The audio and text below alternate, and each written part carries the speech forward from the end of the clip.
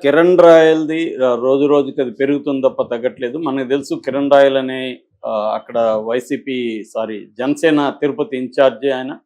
ఆయన టికెట్ కూడా ఆశించారు. బట్ ఆయనకి ఇవ్వకుండా ఆరణి శ్రీనివాసులకి పవన్ కళ్యాణ్ ఇచ్చాడు. వైసీపీలో నుంచి వచ్చిన అతనికి. దానివల్ల కూడా కిరణ్ రాయల్‌కి అక్కడ జనసేనలోనే ఆరణి శ్రీనివాసుల వర్గానికి ఒక కోల్డ్ వార్ నడుస్తుందనేది అందరికీ తెలుసు.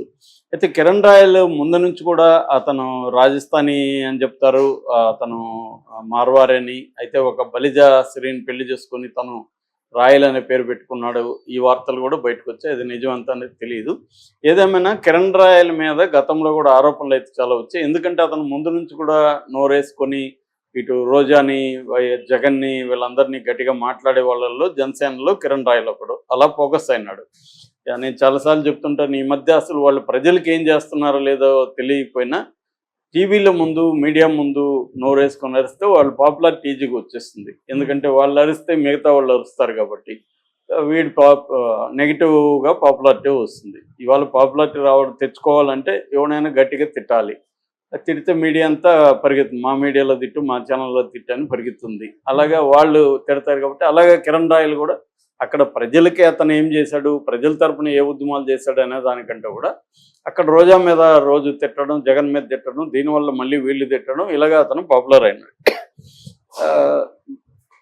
పవన్ కళ్యాణ్ కూడా ఇలాంటి వాళ్ళని చారదీశాడు. మనకి ఇక్కడ 30 years ఇండస్ట్రీ కావచ్చు, చేపల పులుసు ఆర్పి గారు కావచ్చు, లేకపోతే ఆది కావచ్చు, వీళ్ళందరూ కూడా ప్రజా ఉద్యమాలు ఇంకోటి చేసిన బ్యాచ్ కాదు. వీళ్ళందరూ కూడా నోర్లు వేసుకొని మాట్లాడిన వాళ్ళే. ఈ బ్యాచ్ అన్ని పొలిటికల్ పార్టీలు ఉన్నారు. పవన్ కళ్యాణ్ కూడా ఇలాంటి బ్యాచ్కి ఇంపార్టెన్స్ ఇస్తున్నాడు.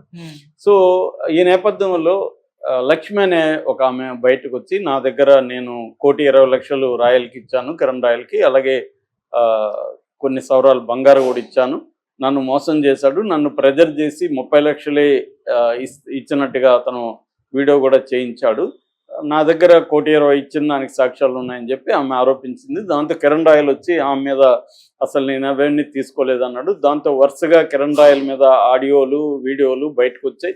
అందులో క్లియర్గా కిరణ్ రాయల్కి ఈమెకి మధ్య అఫైర్ గతంలో ఉన్నట్టుగా తెలుస్తుంది. ఆమె చైన్గా గిఫ్ట్ చేయడం అవన్నీ వచ్చాయి బయటికి.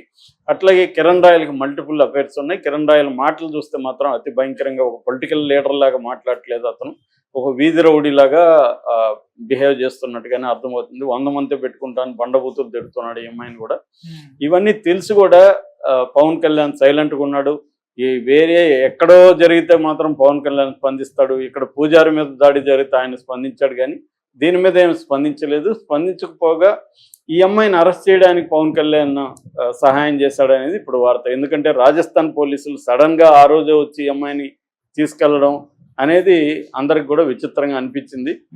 పైగా అదేదో పెట్టి కేసు, Part 1A నోటీసులు ఇవ్వాల్సిన కేసు. ఈవెన్ జడ్జి గారు కూడా, జైపూర్ జడ్జి, ఈమెకి Part 1 నోటీసులు, ఏ నోటీసులు ఎందుకు ఇవ్వలేదని అడిగారని చెప్తున్నారు. సో అందుకని ఇమీడియట్గా కూడా బెయిల్ వచ్చేసింది. నిజానికి డబ్బులు కట్టడం లేట్ అయ్యి బయటికి రాలేదు, కానీ బెయిల్ ఇమీడియట్గా వచ్చేసింది. సో ఇప్పుడు ఆమె బయటకు వచ్చిన తర్వాత ఆమె మళ్ళీ ప్రెస్ మీట్ పెట్టింది. ముందు రాజస్థాన్ నుంచి ఒక వీడియో రిలీజ్ చేసింది. ఆ వీడియోలో ఏంటంటే, నాకు వైసీపీని ఇంకొకరు సపోర్ట్ ఉన్నాడని ఆరోపిస్తున్నాడు ఇతను. వైసీపీ లేదు, ఎవరు లేదు, ఏ పొలిటికల్ పార్టీ లేదు, మా అబ్బాయిలే మా ప్రాపర్టీని అమ్మి అర్జెంటుగా అమ్మి దాన్ని డబ్బులు తీసుకొచ్చి నన్ను విడిపించుకొని వెళ్ళారు అని అప్పుడే చెప్పింది.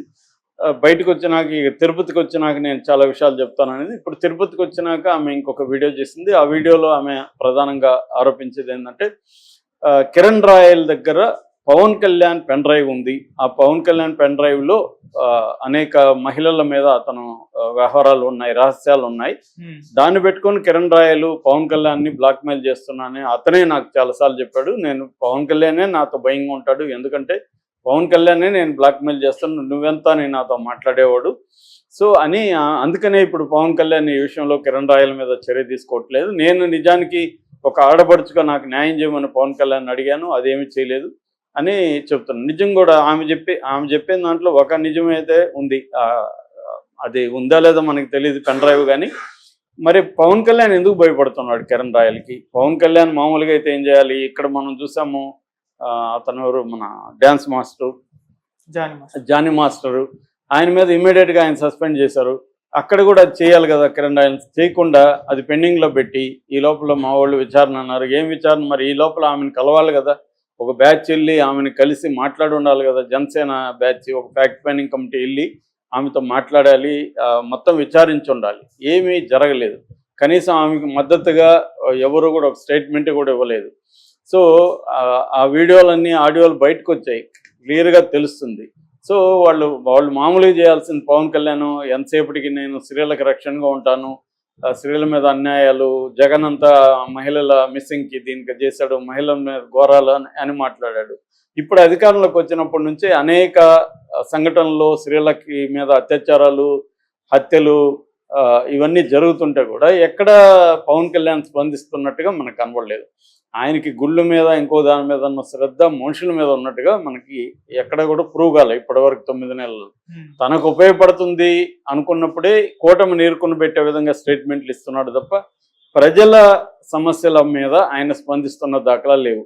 నేను గ్యారంటీ నన్ను అడగండి అన్నాడు హామీలు ఇచ్చినప్పుడు.